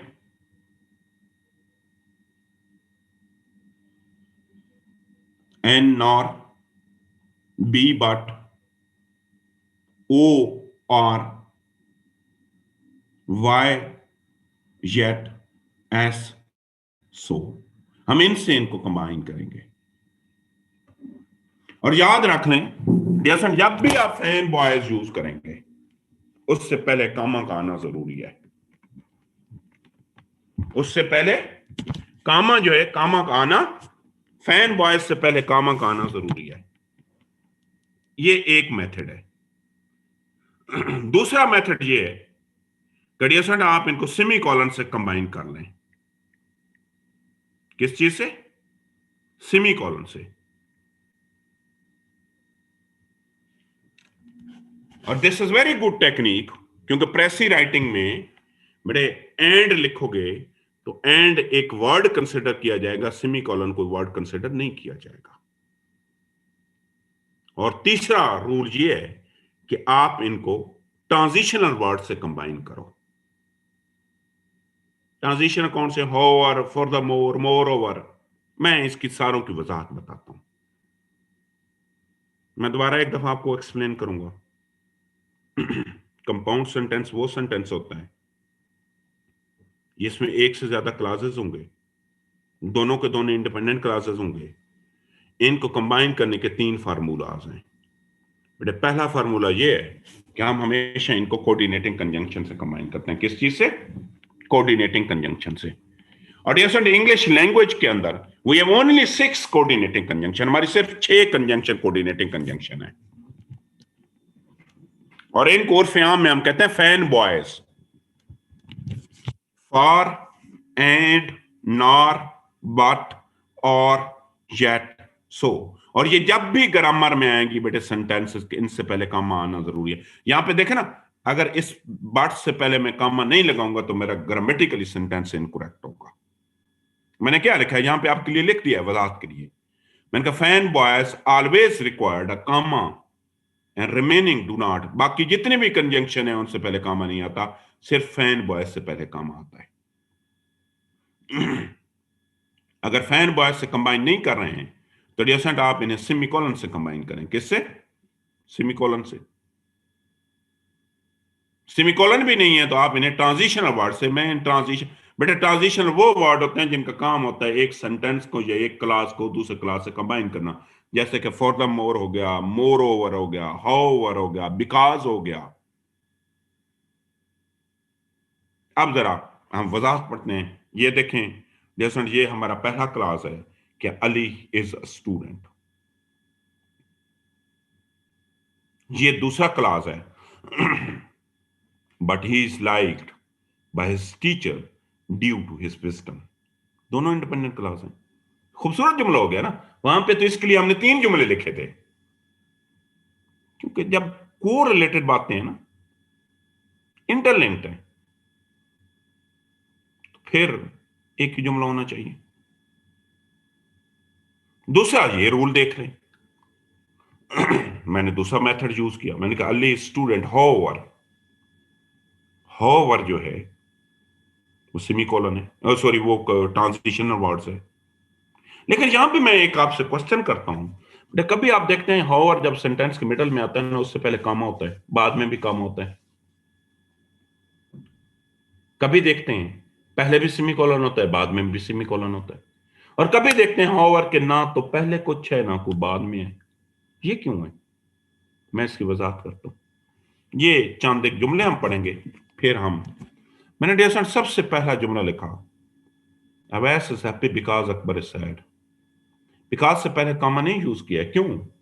क्योंकि बिकॉज जो है वो ट्रांजिशनल वर्ड है या कनेक्टिंग वर्ड है। अब इसी चीज को मैं ऐसे भी लिख सकता हूं कि Awais is happy, Akbar is sad. Semicolon आ सकता है इनसे पहले। और सेमीकोलन ने क्या किया? सेमीकोलन ने बिकॉज को रिप्लेस किया। मैं ऐसे भी जुमला लिख सकता हूं, he could not attend the lecture so he decided to record it। अब मैंने फैन बॉयज से कंबाइन किया और फैन बॉयज से पहले कॉमा यूज किया।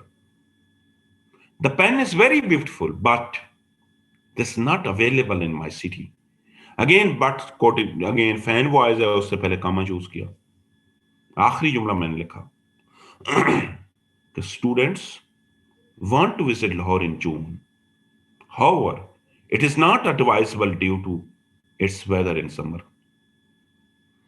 अब याद रख लें बेटे 3 रूल हैं कि ये however ट्रांजिशनल वर्ड्स जब भी आते हैं, यहां पे आपके पास you have 3 options.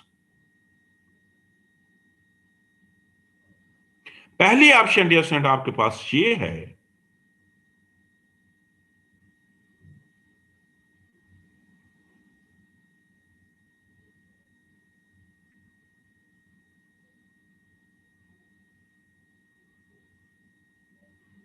Dear student, पहली ऑप्शन ये है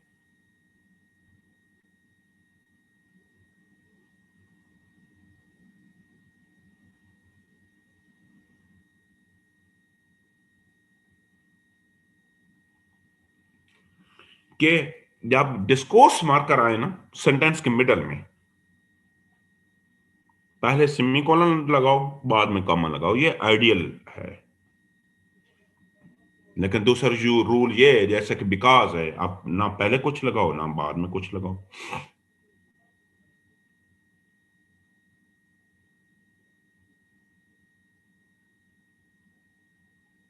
और तीसरा रूल ये है कि पहले कॉमा लगा दो, बाद में भी कॉमा लगा दो, ये आपकी मर्जी है।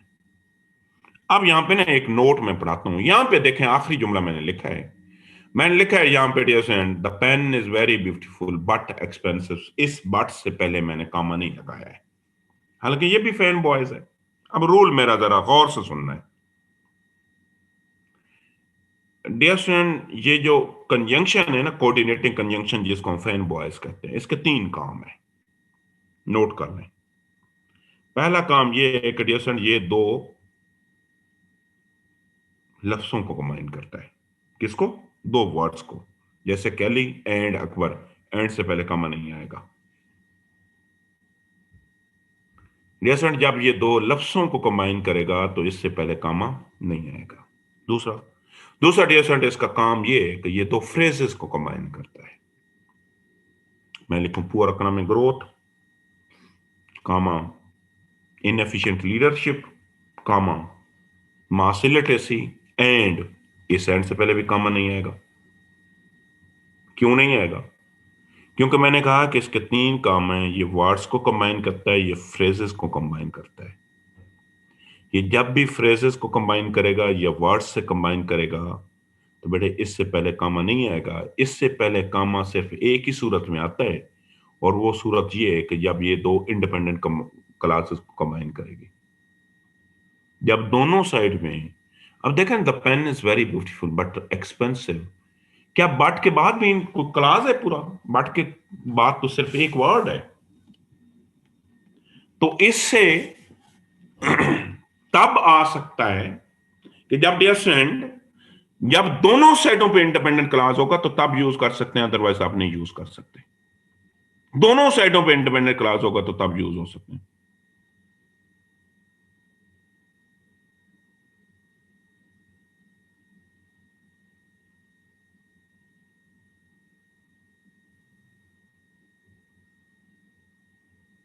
तो रूल मैंने आपको क्या बताया कि बेटे आप इनसे पहले कामा तब यूज करेंगे जब ये 2 इंडिपेंडेंट क्लासेस को कंबाइन करेगा।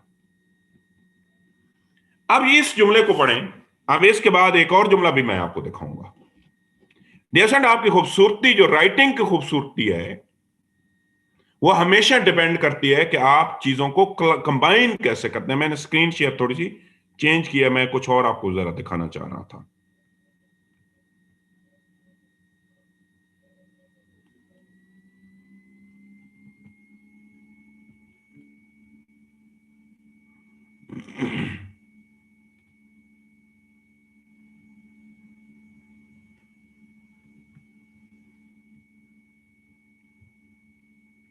मुझे 1 मिनट दे दें।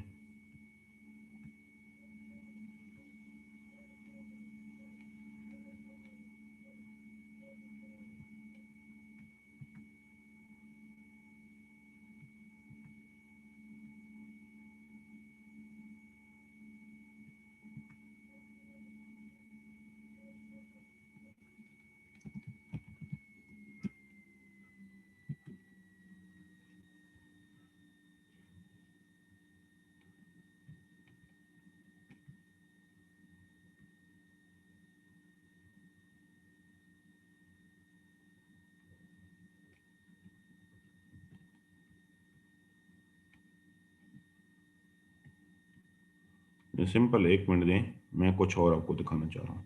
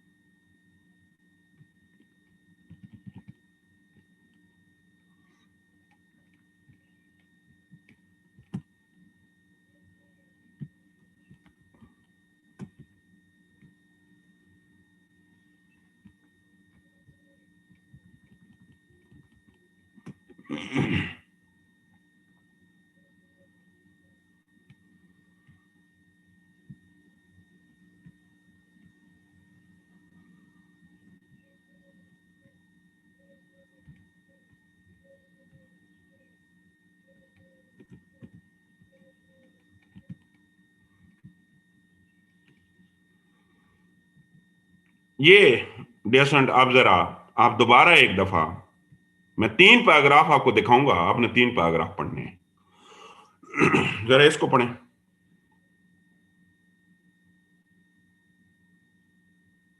इन दोनों को जरा गौर से पढ़ें, दोनों पैराग्राफ को।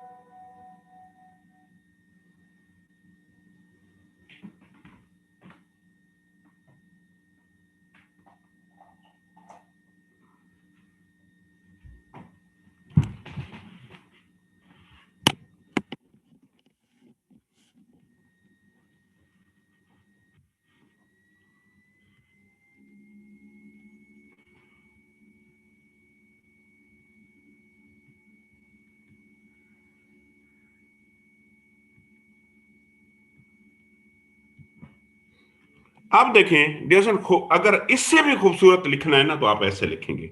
हम इसको कहते हैं एक्सीलेंट एक्सप्रेशन। अब जरा इसको पढ़ते हैं कि my love for urban life has landed me in an apartment to have a full amazing city view from its window. Not only I see cargo ship creeping under the golden bridge, but also watched the Clifton from my balcony where multinational cuisine demonstrate their delicious despite the traffic congestion I hate the most. अब हमने क्या किया है कि वही dependent और independent classes को, कि जो चीजें को रिलेटेड चीजें हैं,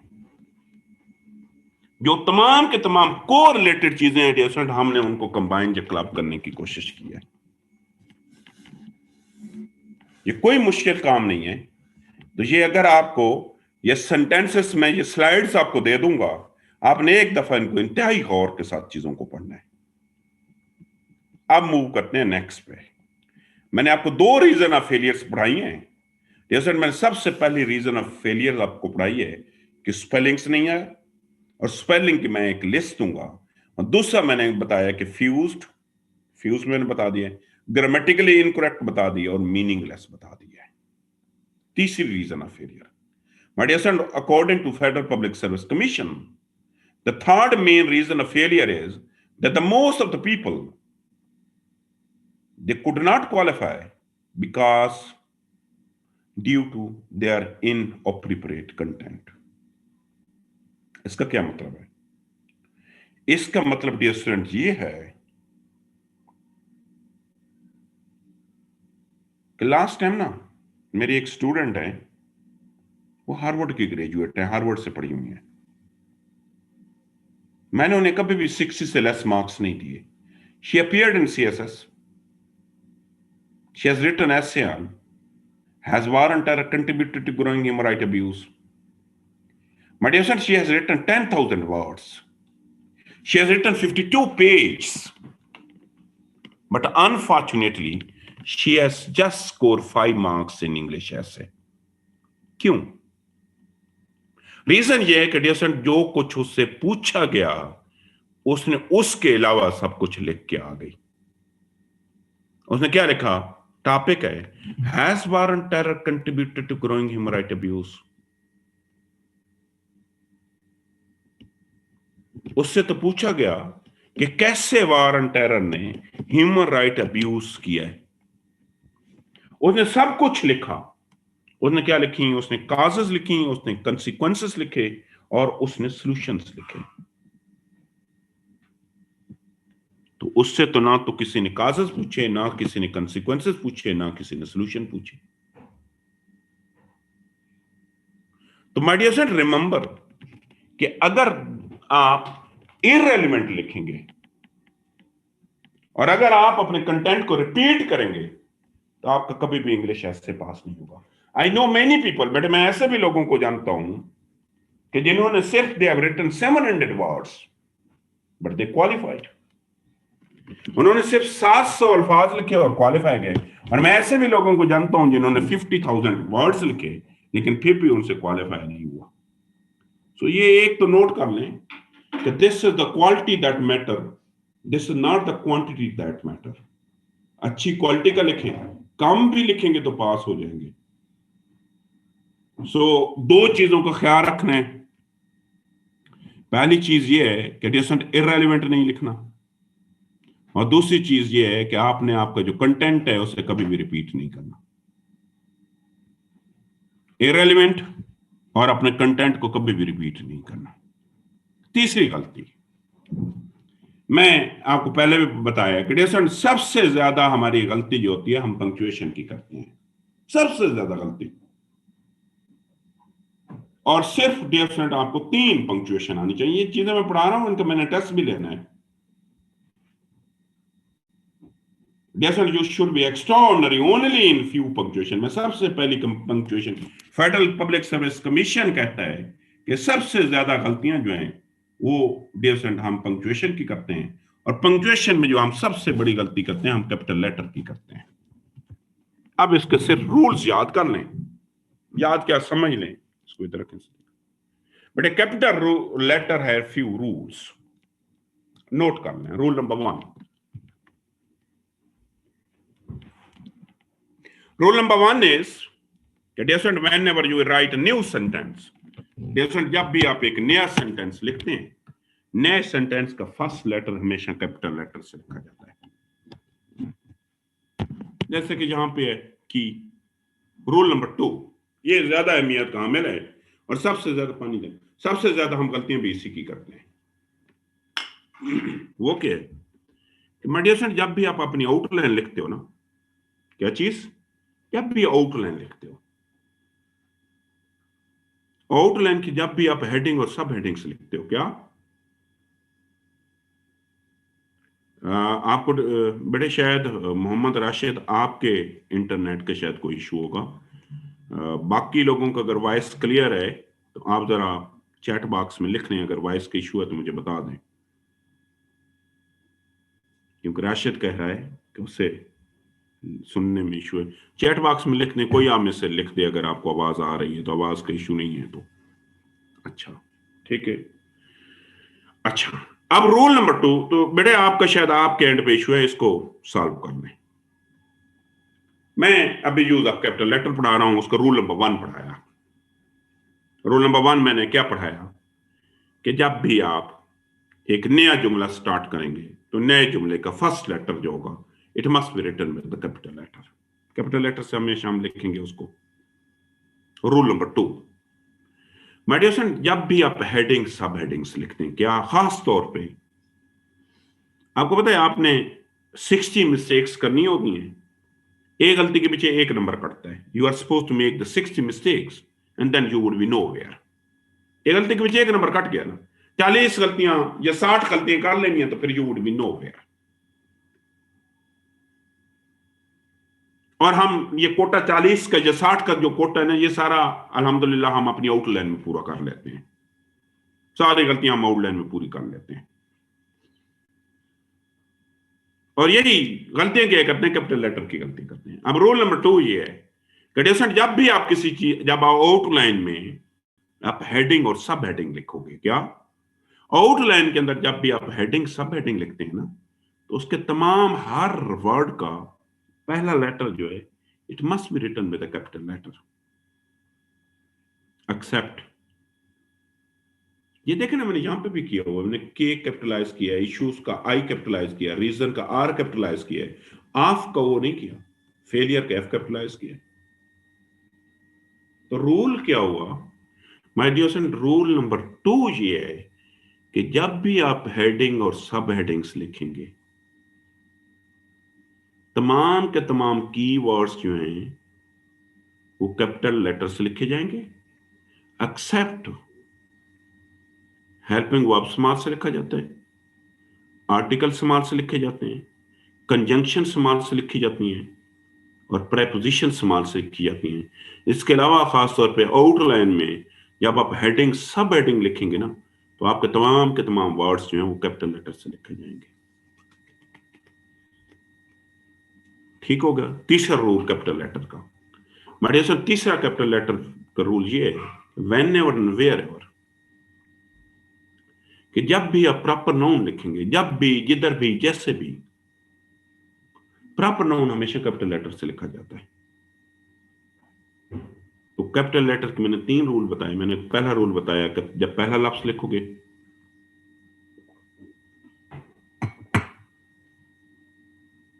मैंने दूसरा रूल आपको बताया कि जब भी हेडिंग सब हेडिंग लिखेंगे तो पहला वर्ड कैपिटल लेटर से लिखा जाएगा। और रूल नंबर 3 मैंने आपको यह बताया कि प्रॉपर नाउन जब भी, जिधर भी, जैसे भी आएगा कैपिटल लेटर से लिखा जाएगा। अब आते हैं rule of comma. Mediation comma has only 2 usages, 2 भी नहीं 3 यूजेज, ये भी नोट कर लें। कामा का सबसे पहला यूजेज ये है कि this always appear among the words, ये लफ्जों में आता है। किसमें? बड़े लफ्जों की लिस्ट होगी तो कामा आप यूज करेंगे। मैं लिखूंगा अली, कामा अकबर, कामा अवैस। और यहां पे एक चीज नोट कर लें कि हर एंड से पहले कामा नहीं आता, आता है कभी कभार एंड से, 2 सूत्रों में, वो आगे पढ़ाऊंगा। लेकिन हमने एक फैशन बनाया हुआ कि हम जब भी एंड लिखते हैं तो एंड से पहले कामा लगा देते हैं, हर एंड से पहले कामा नहीं आता। तो कामा का पहला रूल ये है कि this appear among the words, जैसे ये लफ्जों के दरमियान में आएगा, पहली बात। रूल नंबर 2, बड़े ये फ्रेजेस के दरमियान में आएगा। मैं लिखूं poor economic growth, comma inefficient leadership, mass level of poverty, तो ये फ्रेजेस के दरमियान आता है। तो इसका कामा के 2 रूल हो गए। पहला रूल मैंने बताया कि लफ्जों के दरमियान में आएगा, दूसरा मैंने डेसर्ट आपको रूल बताया कि लफ्जों के बाद ये फ्रेजेस के दरमियान में आएगा, लफ्जों के दरमियान। तीसरा ये है कि ये हमेशा डेट्स में आता है। डेट्स का बड़ा आसान सा इसका रूल है। डेट्स का डेसेंट रूल ये है कि ये हमेशा ईयर से पहले आता है। डेट को 2 लिखने के तरीके होते हैं। सपोज आज डेट है ना अक्टूबर, मैं शॉर्ट में लिखा हूं 20th गालबन है, तो मैं ये लिखूंगा, इसके बाद मैं कामा ऐड करूंगा, इसके बाद मैं ईयर लिखूंगा, जो भी मेरा साल होगा। इसके लिखने के एक और भी तरीका है, और वो डेट पहले आती है, हम लिखते हैं 20th। क्या लिखते हैं? 20th। हम ऐसे भी लिख सकते हैं,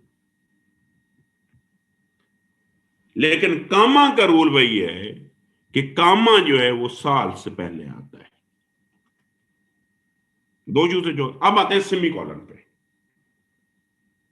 semicolon my dear friend has only 1 usages. आप समझे बड़े, सेमीकोलन का अभी मेजर यूजेज मैं बता रहा हूं, इनका मेजर एक ही यूजेज है। और इनका मेजर यूजेज क्या है कि ये हमेशा इंडिपेंडेंट क्लासेस को कंबाइन करेगा और कंजंक्शन को रिप्लेस करेगा।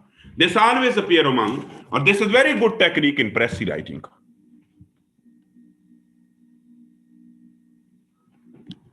क्योंकि सेमीकोलन होगा तो वो काउंट नहीं होगा, और अगर आप कंजंक्शन यूज करेंगे तो काउंट होगी। और आखिरी है inverted use of inverted commas.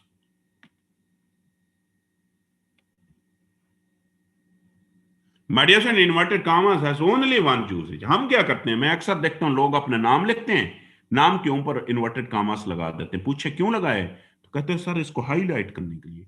But किसने कहा है कि हाईलाइट करने के लिए कामा, पेयर ऑफ कॉमास यूज होता है या इन्वर्टेड कॉमास यूज होते हैं? अगर किसी चीज को हाईलाइट करना है तो उसके तो यूसेज ही और हैं। वो तो मार्कर से लिखोगे, उसको अंडरलाइन करोगे, उसको बोल्ड करोगे, कलर चेंज कर दोगे। They have only one usage, double inverted commas. They have been used, मैं देखो अभी आपको मेजर यूसेज बता रहा हूं। दे हैव बीन यूज्ड, एक ही यूसेज है इनका, और they have been used to convey, कि जब भी हम किसी के अल्फाज को कोट करते हैं ना, जब मैं कहता हूं कैदाजम सेज कामा इन्वर्टेड कामा, जब मैं किसी को कोट करूंगा तो मैं उस चीज को इन्वर्टेड कामास में लिखूंगा। एक ही यूजेज है, कुछ माइनर यूजेज होते हैं वो बाद में, और कभी कभार जैसे हम सिंगल इन्वर्टेड कामास भी देखते हैं, उसका भी एक ही यूजेज है।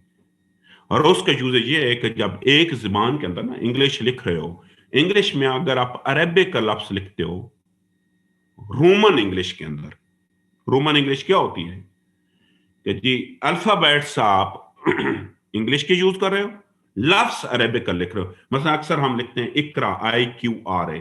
आप अखबार पढ़ोगे ना तो इकरा के इर्द गिर्द या तो सिंगल इन्वर्टेड कामास होंगे, सिंगल नहीं होंगे, तो वो उसको इटैलिक्स करेगा। इसकी और एक मैं एग्जांपल देता हूं।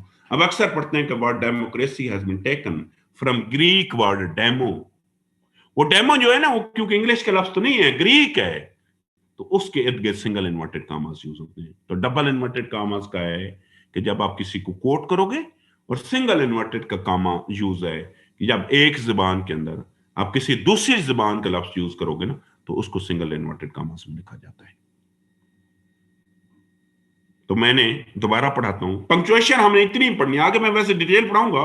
इस स्टेज पे आपको पंक्चुएशन के इतना ही पता होना चाहिए कि use of capital letter 3 usages है। जब आप फर्स्ट वर्ड सेंटेंस का लिखते हैं तो कैपिटल से लिखा जाता है, जब प्रॉपर नाउन लिखा जाता है तो कैपिटल लेटर से लिखा जाता है। और तीसरा जो है, जो कि मैंने बताया है,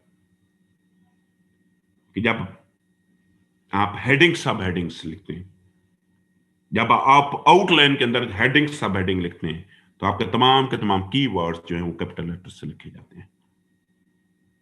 उसके बाद मैंने आपको कामा का यूसेज बताया, मैंने कहा ये लफ्जों के दरमियान में आता है, और मैंने यहां पे आज मना कर दिया है कि हर एंड से पहले कामा नहीं आता है। आता है वो आगे मैं पढ़ाऊंगा, अभी आपने एंड से पहले कामा नहीं लगाना है। एक रूल तो मैंने पढ़ा दिया है ना, या वो दो इंडिपेंडेंट क्लासेस को कंबाइन कर रहा होगा तो तब तो यूज करेंगे। ये फ्रेजेस के दरमियान में आता है, दो ही यूजेज में। और ये तीसरा डेट्स मीन के ईयर लिखते हैं ना, साल, उससे पहले आता है। सेमी कॉलन का मैंने सिर्फ एक ही यूजेज बताया है कि ये हमेशा दो इंडिपेंडेंट क्लासेस से पहले आता है। और इन्वर्टेड कामास डबल का भी एक ही यूजेज बताया है कि जब भी किसी को आप कोट करोगे, क्या करोगे, कोट करोगे किसी को, तो डबल इन्वर्टेड कामास यूज करोगे। और जब एक जुबान के अंदर दूसरी जुबान का लफ्ज यूज करोगे तो सिंगल इन्वर्टेड कामास यूज करोगे। अब आते हैं tenses. Next reason federal public service commission वाले कहते हैं कि जो सबसे बड़ी रीजन है जिसकी वजह से लोग CSS पास नहीं कर सकते, या तो उन्हें टेंसेस आते नहीं है, आते हैं तो वो उनका इंटरचेंजेबली गलत यूजेज करते हैं, उस टेंस की जगह वो टेंस। जरा मैं आपको एक अभी असाइनमेंट देता हूं। ये मैंने चंद एक जुमले लिखे हैं ये नेक्स्ट कॉलम के, ये ऊपर वालों को छोड़ दें, कॉलम नंबर 2 के अंदर ये 7 सेंटेंसेस हैं। He has delivered a lecture. इनको जरा गौर से पढ़ें, और हर एक के सामने लिखें, 5 मिनट की असाइनमेंट है कि इनमें से कौन सा गलत है और कौन सा सही है। Read them carefully. आप अपनी नोटबुक में लिखोगे और उसके सामने लिखोगे कि कौन सा सही है कौन सा गलत है।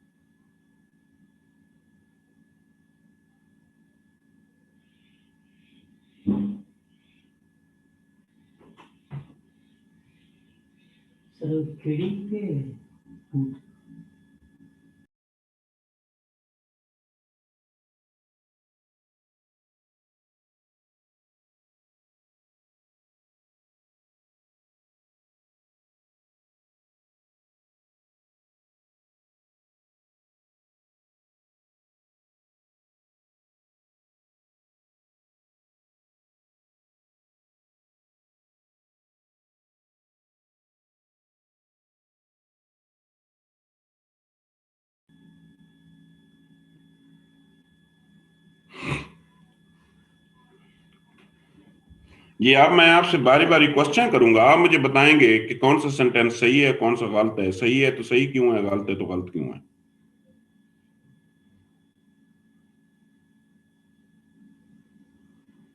ये अब्दुल गफार, आप मुझे बताएं कि सेंटेंस नंबर, आप अपने आप को अनम्यूट करें, सेंटेंस नंबर 1 सही है या करेक्ट है या इनकरेक्ट है। करेक्ट है सर। अच्छा, और व्हाट अबाउट सेंटेंस नंबर 2। ये भी सर दुरुस्त है। ये दोनों कैसे दुरुस्त हो सकते हैं। ये sir he has delivered A lecture today. अच्छा जी, आमना आप कह रही हैं, आमना सेंटेंस नंबर 2 गलत है या सही है। आप Sir, I अपने think आप, incorrect. अच्छा क्यों, जरा मुझे लॉजिक बता दो आमना। Sir, he has delivered a lecture, लेकिन आगे उन्होंने बताया नहीं है कि कब, like today, yesterday. Incomplete idea है, I think.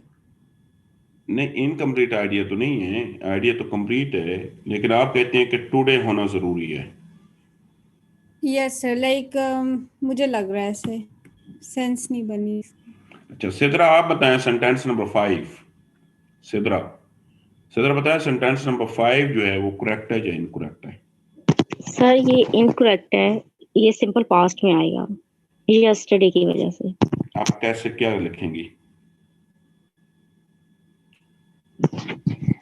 He delivered a lecture yesterday. Had नहीं आएगा।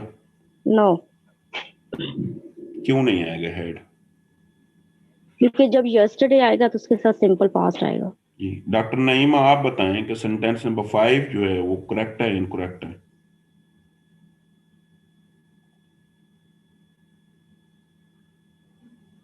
डॉक्टर नईमा, मैं आपको सुन रहा हूं।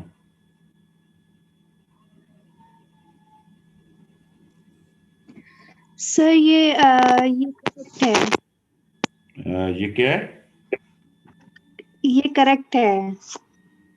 अच्छा कैसे करेक्ट है, जरा थोड़ा सा एक्सप्लेन कर दें, क्योंकि कुछ बच्चे कह रहे हैं कि ये करेक्ट नहीं है, ये इनकरेक्ट है। सर फार पास्ट में भी तो कंप्लीट तो हो चुका है ना एक्शन, तो हम उसको परफेक्ट में तो लेके जा सकते हैं। अच्छा, आप कहते हैं कि जो पास परफेक्ट है उसमें भी ये मैसेज, अगर इसमें चले हैड खत्म कर दें, ही डिलीवर्ड लेक्चर कर दें, तो क्या ख्याल है। सर फिर अगर ये ही डिलीवर्ड अ लेक्चर, तो फार पास्ट में हम उसमें simple perfect use, simple past use करेंगे। ही डिलीवर्ड अ लेक्चर ठीक होगा, मतलब यस्टरडे अगर हम कर रहे हैं तो वो भी ठीक होगा। दोनों ठीक हैं। जी दोनों तो बेटे नहीं ठीक हो सकते, दोनों कैसे हो सकते हैं। अच्छा चलें देखते हैं, आगे देखते हैं। ये फैसल आप बताएं सेंटेंस नंबर 6 जो है वो सही है या गलत है। फैसल।